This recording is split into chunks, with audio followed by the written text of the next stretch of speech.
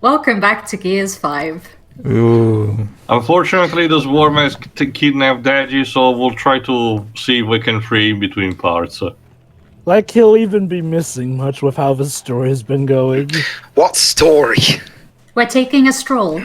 Again, the story, when you boil down to it, again, boils down to the same thing it always does. The locusts are bad, they're doing crap, go kill them, or defeat them. Which will be fine, but there's no flavor. Like Actman would say, we have all the icing, but the cake is nowhere to be seen.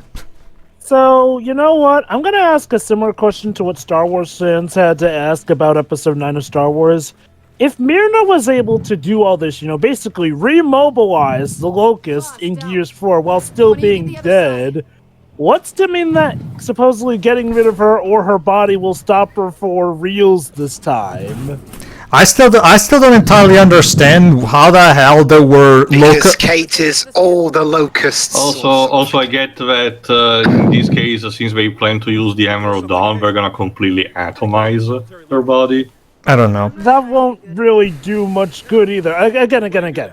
It's not even Myrna's old body, it's her essence. So what about this will suggest that that'll stop Myrna from just remobilizing things again? Not just that, it seems that the Locust Queen managed to perform this particular gambit because there was a progeny that could hospit, inhabit, have her conscience being inhabited in. So, ideally speaking, I guess that if Reyna gets killed, Kate will still be back at square one and potentially be subjected to, being possessed. It's a situation, I guess. Well, no, Teo. That's the thing. They already established that thanks to what they happened there, she's disconnected from the Locust Sword at this point. At this point, she's just a normal human. Yes, because now the thing was actually passed on to Reyna's, and it was reactivated on that way. Like, I do wonder if once killed for the future, Kate will not be potentially subjectable to that. Mm. Again, I wonder if it's a situation similar to how Final Fantasy VIII ends, where we pretend that Ultimecia will never possess anymore, Reno or anyone else, but as far as the present people are concerned, that can still happen at any moment. Mm-hmm. And there's okay. Oh, go on. I'm still having trouble understanding, going to go all the way back to Gears 4, I still am having trouble understanding how the hell, for about 20 years, there were locusts underground hatching in cocoons, and nobody noticed that. Yeah, that's like, okay, you're telling me that we wouldn't have maybe taken an extra peek to make sure that the enemies that have been plaguing us so much that the entire world had to come together were, completely gone, donezo. But no, okay, that's a serious problem I have with Gears 4, though. Again, if you wanted to bring the Locusts back, at least give it the time and care that it needed, but it's just, no, they're back, and in arguably some of the dumbest ways possible. Yeah, the idea of them turning humans into Locusts was a cool and creepy idea, but that's one good thing in a whole sea of bad. It comes across as the whole, we have no idea how to properly reinstate the status quo so we can make more games. It's like with Dark Fate. Turns out Skynet sent not 1, but 10 T-800s as a backup. Never mind the fact where the hell they've been up until this point. God, never mind the fact that, Skynet didn't exist by that point, but they can somehow still influence the past. Don't you see, Jova? You can change the past by changing the future, don't you know? Or something.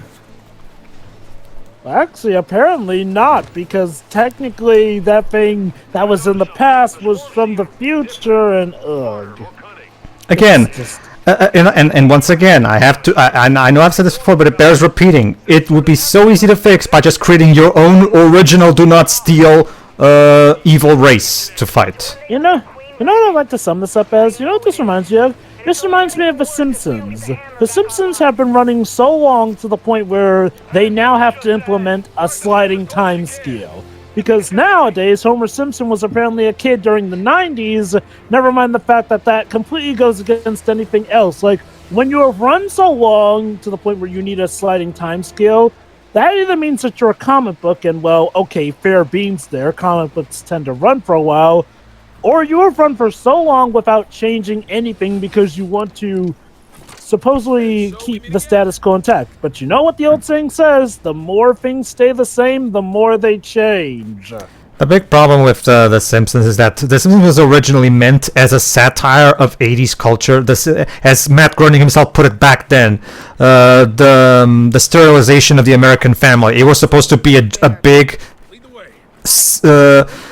no restraint, mean satire of how absolutely badly and portrayed American families were in sitcoms. You know, the 80s sitcoms. You know, the whole stuff like Saved by... Sorry, not Saved by the Bell. God, what's that? The one with... Family Matters. The one with the Olsen twins. I forgot its name. Oh, Full House. That's it, Full House. Stuff like Full House, basically. And Family Matters and stuff like that. And trust me, in case for those who don't know, back when The Simpsons first premiered, it was regarded by many as in the same way that South Park was also. It received the same amount of controversy and attacks from conservatives as South Park because of how anti-establishment it was. The problem is that eventually, when the culture that Simpsons was celebrating at the beginning became the norm, The Simpsons lost its purpose. The status quo that it was satirizing was no longer a thing. So, yeah. I actually would not say that that's the problem. Like The Simpsons have shown that they can be adaptable, seeing as how they did some interesting stuff in the 90s and early 2000s in a row. Here's where the problems arise, though. I feel like it's a combination of it running so long, but them trying to maintain the exact same status quo. And by status quo, I mean that technically the main cast stay the same, but everything around them changes. Seriously, there are characters who were babies when they were first introduced, who are now practically preteens at this point. And I'm not talking about like the flash forward future ones. I mean, no, in the actual main canon here. Yet Maggie is inexplicably a baby still. Sure, yeah, they had this one episode where there's this joke that the main cast are given anti-aging drugs, but honestly, why not just have it that they get older, have kids, and then, you focus on those later characters here. Yes, the particular cast are arguably, iconic and everything. This is a problem with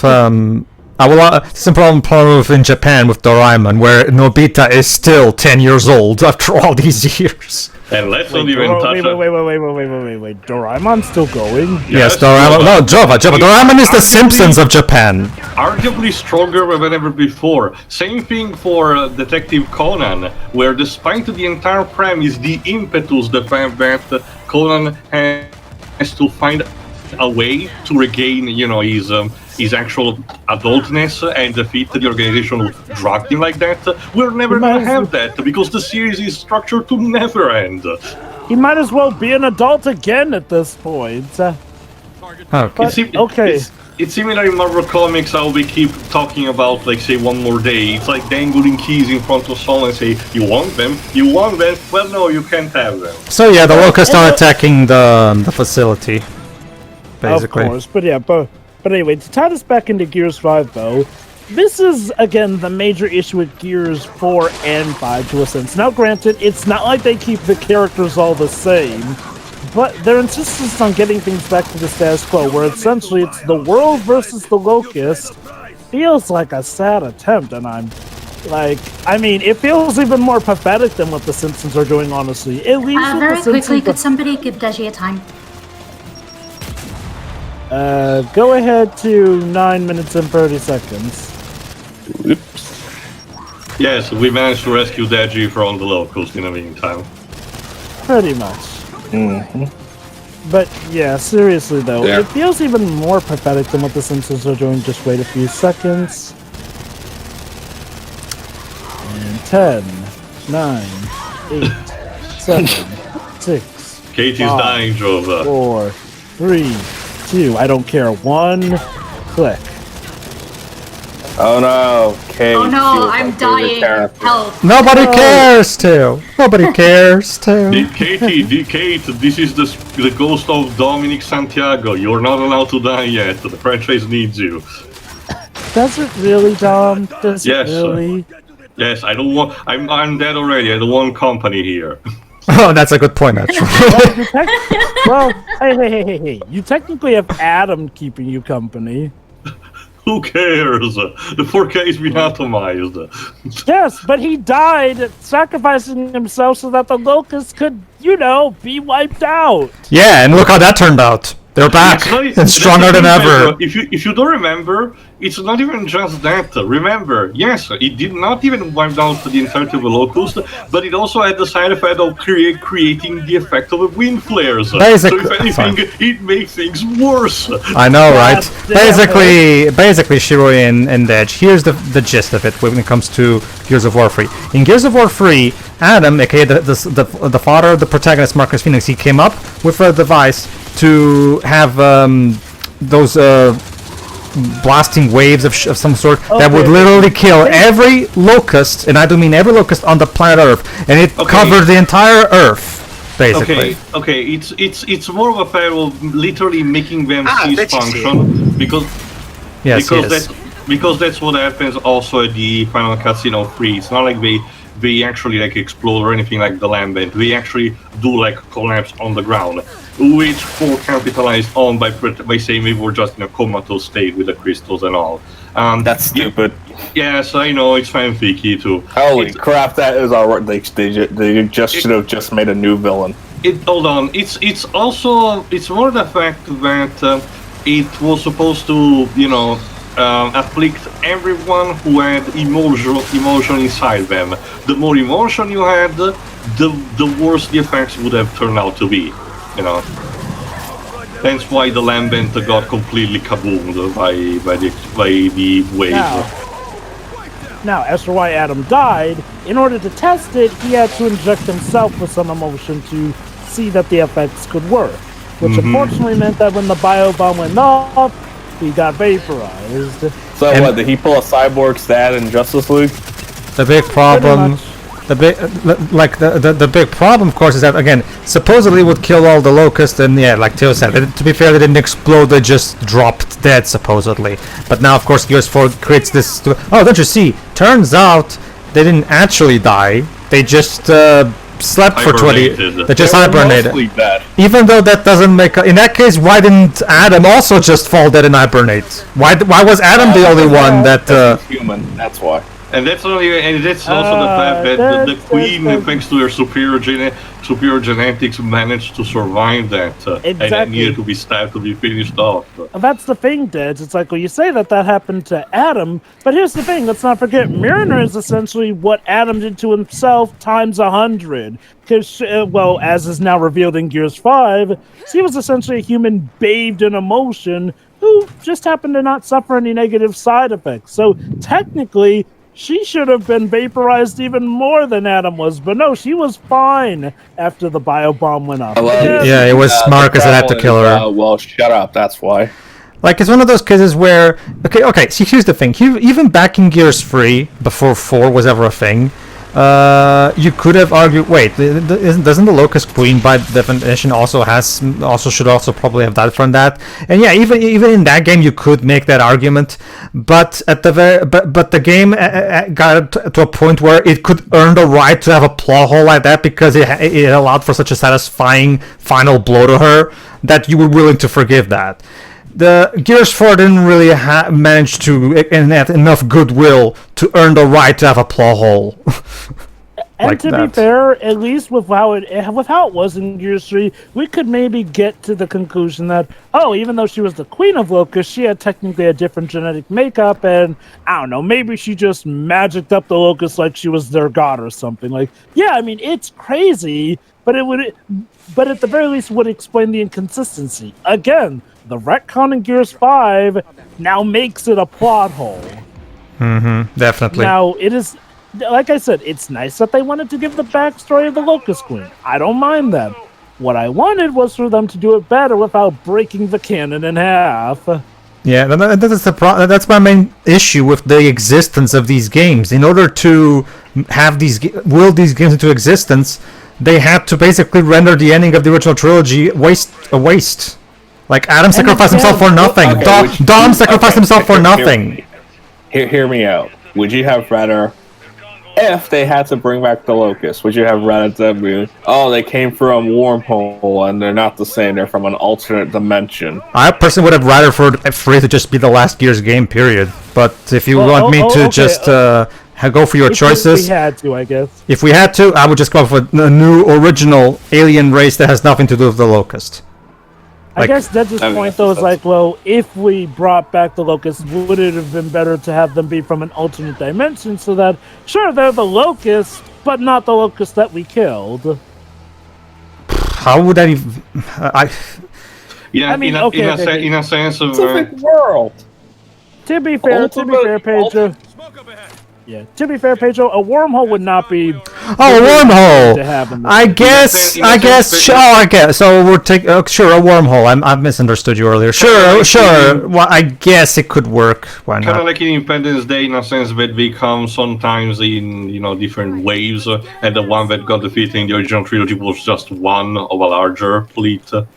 I still think whatever the Coalition was originally making before Gears 4 would have been something that would have basically, and you can look this up because the trailer is still around. Originally, the Coalition was actually called the Coalition. It was called Black Tusk Studios, and they were and you can go back and watch E3 2013, where Don Matrick showed, or was it Phil Spencer that showed? Well, whatever. One of them showed what was the teaser trailer for their first game called Shanghai-Heist. It was apparently going to be some kind of heist Inception Tenet style of movie, style of game. Sorry.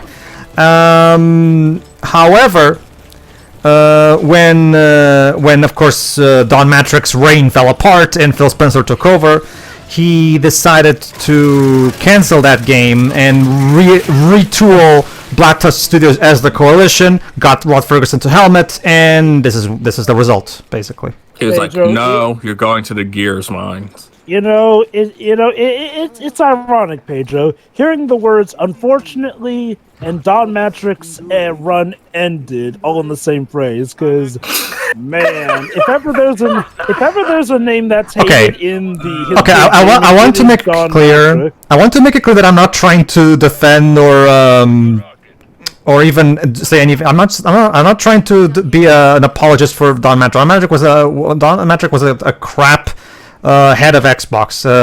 He was the one that he was the one that basically paved the way for what later would be.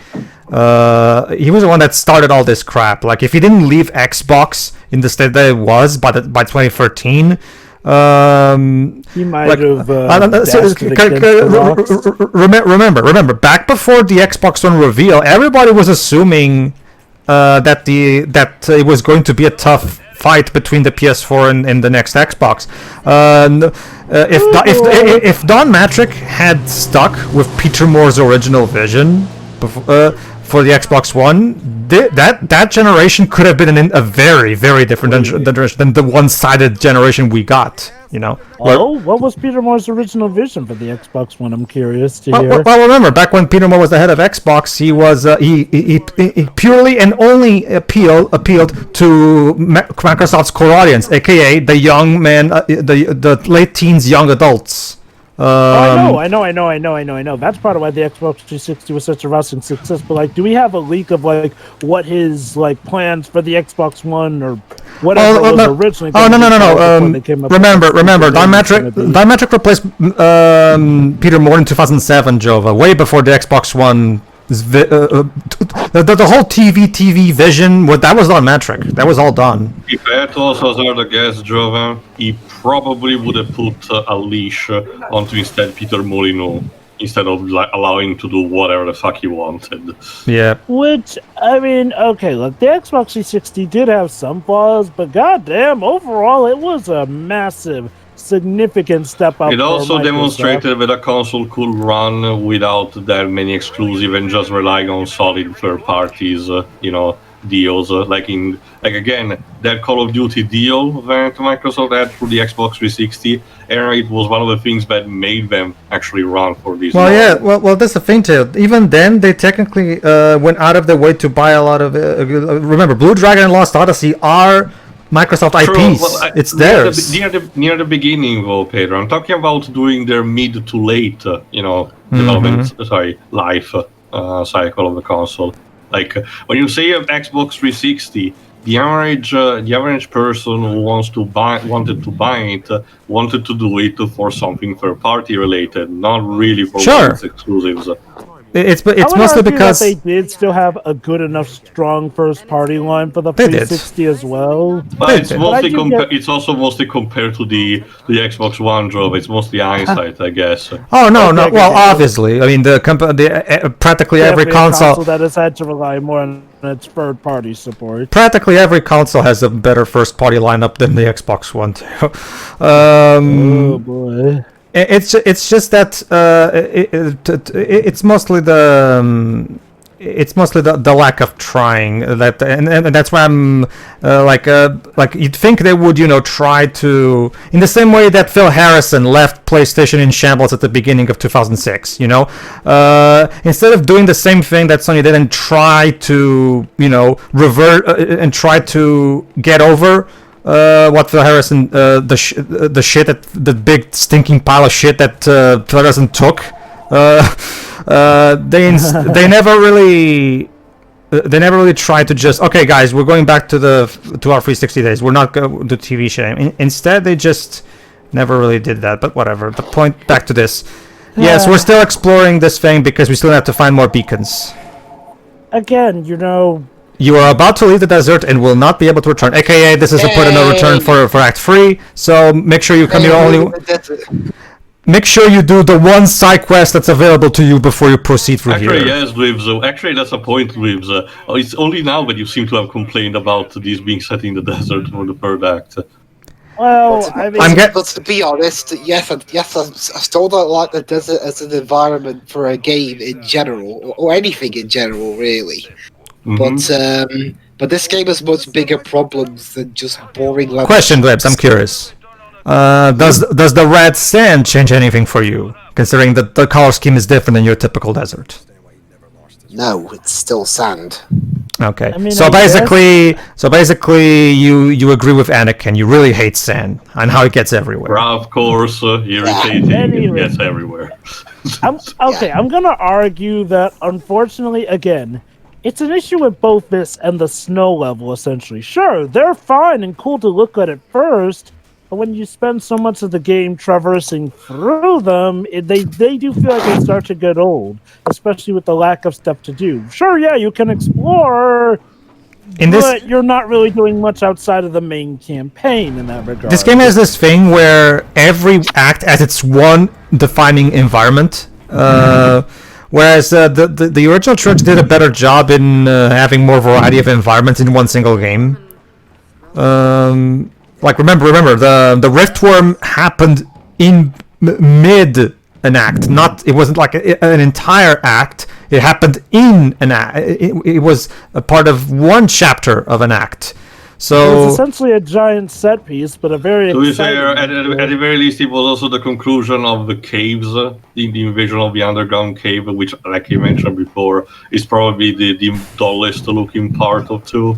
Well, yeah, sure, but at the same time, it shows that it shows the effort they went to of making sure. No. What I mean is that you said that it breaks it. It's more like it concludes it more than anything. Sure.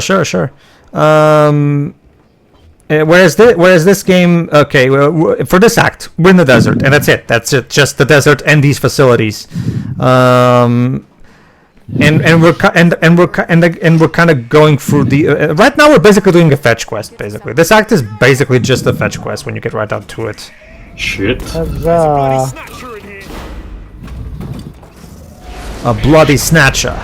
Dwebs, I can't quite place it. Is Faz's accent British or Australian? It sounds just British to me. Let me find out who his actor is. Go ahead. Yeah, that's a good point. We didn't really talk much about the voice cast for the new voice actors. But again, not many new characters are introduced in this game, to be honest. Alright, so Faz, where is it? It's we spelled with a H. Fahz. He's voiced by Raoul Colley. I don't know who that Does is. the name sound a bit familiar? And he's from London. Ah, okay, so it is British. Okay. Specifically English. He's a I got his Wikipedia. He's been in some stuff like on the British side, he's been in stuff like Holby City and EastEnders. For American things, he's been in iZombie and Supergirl and the Harley Quinn show where he voiced Scarecrow. Ah, that's where I remember that voice from. So wait. So actually, that's another question might as well. Does he have any other video game roles outside of this? Rage 2. Oh, okay. Is that any good? From what I've been heard, it's just stands there because Rage was an IP that Bethesda asked to id Software to create. And Avalanche Studios sorry, Avalanche Studios. My bad, it wasn't id. In 2010. No, it was id as well. Oh, it was co-developed. Sorry.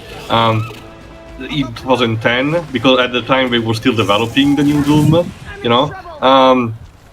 And it was mildly successful, nothing too spectacular, mind you, but it was okay for when it was released. So late, if you remember, Jova, thanks to the trailers, later on they only co-developed the second Rage, just to say Avalanche.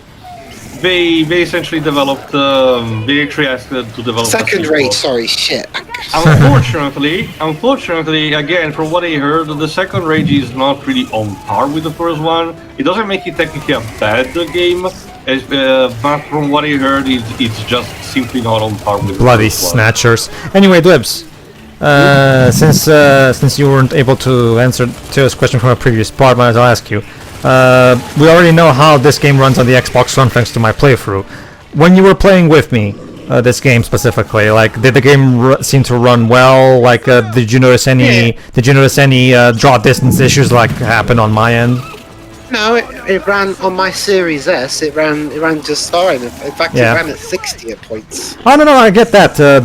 It's just that on a previous part, I was literally having Deadly Premonition PS3 level of shit draw distance.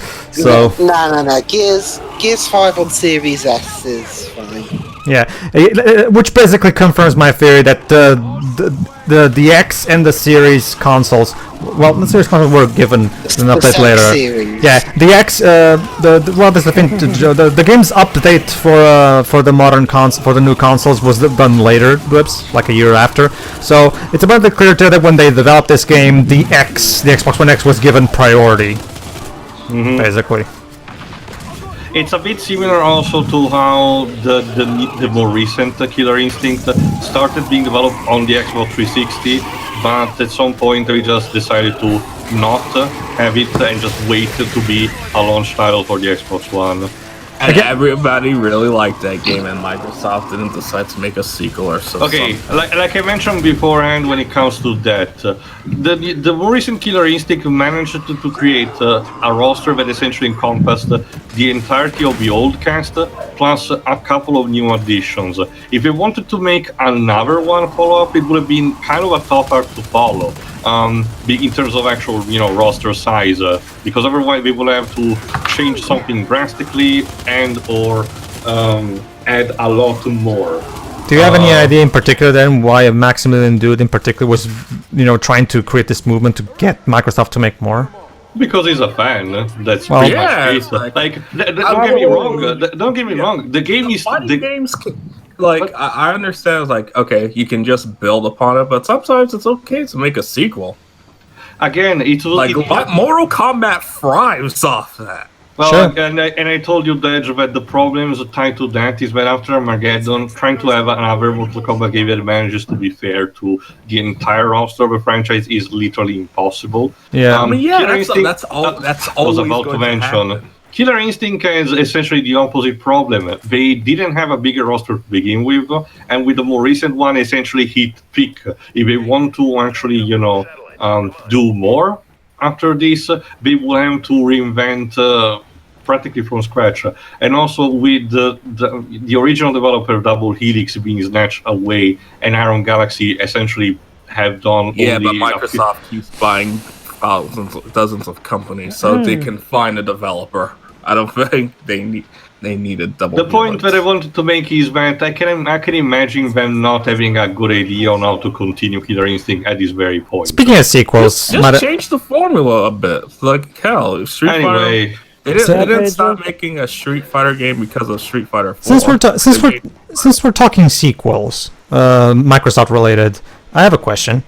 Alan Wake is a very beloved 360 game that sold 5 million. It's not anymore a Microsoft IP. Well, I know, Theo. Now it isn't, but for years it was. They did something that is called like First Light or something, but I don't even know if it's connected to the first game. That's I think that's one of the DLCs for the first game too. It's called New Nightmare or something. That's. I haven't actually looked into it, but from what I've heard, apparently it's not so much a sequel, more so like a spin-off of sorts. But regardless, though, Remedy has expressed the desire to make Alan Wake 2, and the first game sold 5 million units. How come nobody greenlit that? That's what boggles my mind. It literally made no sense. Again, the idea that similar to this case, by the time Phil Spencer might have wanted to do an idea, Remedy was already gone or something in terms of that's the thing too. For years, that's the thing. Back when the publishing rights were still Microsoft's, Phil Spencer did say on an interview that it was up to Remedy, and then in that same year, Remedy said it was up to Microsoft. So we literally got two opposing responses from the two sources. That's the problem. I guess the answer is it's up for them to compromise to see if it will. I wonder, was it possibly a combination of Microsoft is it now? Secretly one? Oh, here you go. I think it's now that we're gonna get that scene. There you go. This is the scene where you can tell that now we're supposed to like Foz and think of him as the fourth member. Okay. Shit. Oh, spoke too soon. Please no.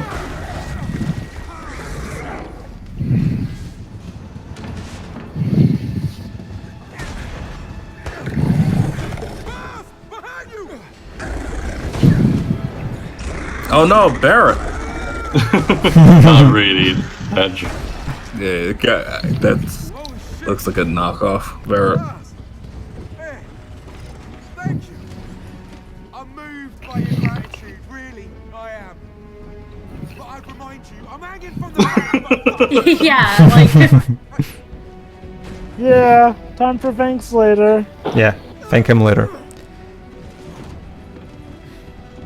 Grunting with effort. All right. 1 point for one funny line. My thing with this, okay, I get what they're trying to do. They're trying to do that thing where, you saw him all. I don't like you, Baka. No, not just that, too. I get what they're trying to do. They're trying to do this thing where we met him when he was at his worst, at being a super asshole. But like JD said at the opening of Act 3, turns out Foz is not as bad as we thought he was. So basically, they're trying to do this thing where the guy is very confrontational and shit, but deep down he's still a perfectly decent guy, and that would be fine. I just wish they could have pulled this. In order to pull this off, they needed to give him more time to get to know him, which they didn't really. Again, it boils down to that off-screen thing that I was complaining about earlier. But I will give them that 1 point for that one funny line that Foz had. There you go. Lord knows we needed more funny stuff in this game at this point. Alright, hopefully in the next part the Locust will not snatch Deji again, so we'll see for that. See, the snatch. Don't worry. We'll make sure the snatchers don't show up next time. See ya. Yeah. Ta-ta.